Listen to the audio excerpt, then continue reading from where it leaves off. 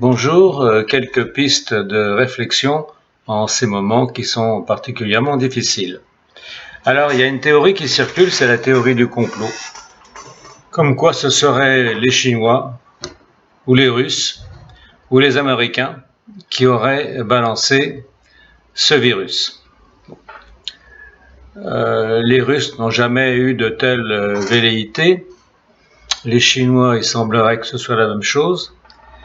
Les Américains, on ne peut pas les accuser, mais enfin, ils ont un passé qui est très lourd. Il ne faut pas oublier qu'au niveau des crimes contre l'humanité, ce sont les champions, et non pas les Allemands, ni les Chinois, ni les Russes. Premier crime, ça a été les 2 bombes atomiques qui ont été lancées sur le Japon. Quand les militaires ont fait remarquer qu'on allait tuer beaucoup de civils, on leur a répondu en haut lieu qu'on allait viser des points stratégiques militaires. Or, c'était faux, c'était des villes où il n'y avait que des civils. Donc, tout ceci a entraîné des dizaines et des centaines de milliers de morts innocentes. Après le Japon, où il y a eu quand même 2 bombes atomiques, et personne jusqu'à présent n'a osé en faire autant, il y a eu le Vietnam, où là, ils ont balancé du napalm en quantité, et c'est un produit extrêmement toxique, et il y a encore aujourd'hui des enfants qui naissent avec des malformations horribles. Mais cela ne les gêne pas, c'était soi-disant pour la bonne cause. Après le Vietnam, il y a eu l'Irak. Et je rappelle que sur le Vietnam, ils ont balancé un agent extrêmement puissant, c'est la dioxine, pardon. Ils en ont balancé 80 millions de litres. Bon, sachant qu'1 kilo de ce produit, 1 kilo seulement suffirait à détruire New York. Après, 3e lieu de crime, entre guillemets, si je peux dire, c'est l'Irak, où là, les Américains ont balancé de l'uranium appauvri.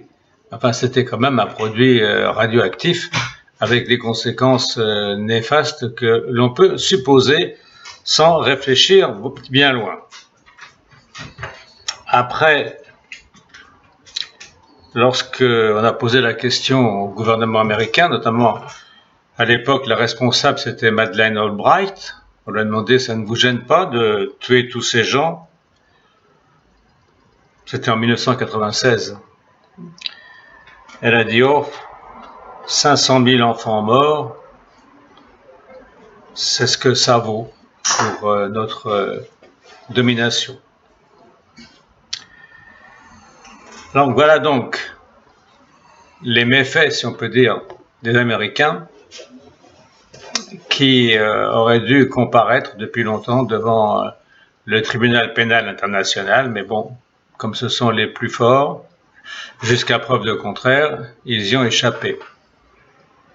Sinon, pour ce qui se passe chez nous, avec ce virus, il ne faut pas confondre la grippe, telle qu'on nous la présente, en disant, ah oui, au départ, c'est une simple grippette, et le Covid-19, parce que pour la grippe, déjà, premièrement, nous avons un vaccin, et nous avons développé tous, plus ou moins, des anticorps. Donc, on peut résister aux assauts du virus, alors que pour le Covid, il n'y a ni vaccin, ni anticorps, donc le désastre ne peut être que plus grand. La grippe crée beaucoup de dégâts, puisque à peu près dans le monde, il y a 115 000 morts chaque année, donc ce n'est pas vraiment une nouveauté. Mais s'il n'y avait pas les vaccins ni les anticorps chez les humains, la grippe occasionnerait beaucoup plus de morts chaque année. Pourquoi l'État français n'a pas voulu décréter le confinement beaucoup plus tôt, ni prendre les mesures qu'il savait nécessaires? Tout ça parce qu'il est au service de l'industrie, de la haute finance. Et c'était pour faire plaisir aux financiers qui criaient que tout cela allait engendrer des problèmes financiers insurmontables. Donc Macron a refusé la distribution de masques qui sont toujours introuvables, alors qu'il y a, je fais une parenthèse, une fabrique en Chine qui est tenue par un Français qui a démarché le Quai d'Orsay pour leur dire « Je peux produire 1 million de masques par semaine. Est-ce que vous êtes intéressés ?» Il les a contactés, il y a presque une semaine, et à ce jour, 7 avril, il n'a toujours pas reçu de réponse. Alors pourquoi l'État français, le gouvernement français fait la sourde oreille pour avoir des masques et on nous répond « Ah bah oui, mais il faut en porter maintenant », alors qu'avant on disait que ça servait à rien. Il faut porter des masques, mais il n'y en a pas. Alors que s'ils avaient été commandés déjà en temps voulu, nous aurions tous des masques. Voilà, donc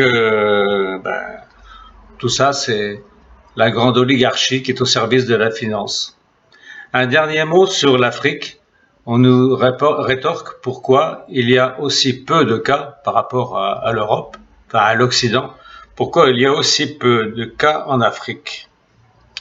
Eh bien, la réponse est très simple, c'est que l'Afrique a tellement été bombardée de saloperies, il n'y a pas d'autre mot, que le peuple africain a développé, comme pour nous la grippe, des anticorps qui les protègent. Donc ils sont plus résistants que nous, et ils peuvent avoir des anticorps qui sont peut-être pas spécialement à mettre en opposition au Covid-19, mais des anticorps qui peuvent résister partiellement à cette pandémie. Tout ça parce qu'on les a pris pour des cobayes, on les a pris comme des souris, on leur a injecté des produits, tout un tas de saloperies. Beaucoup sont morts malheureusement, mais ceux qui sont restés vivants, eh bien, ils ont le nécessaire génétique pour résister. Bon courage, on va gagner!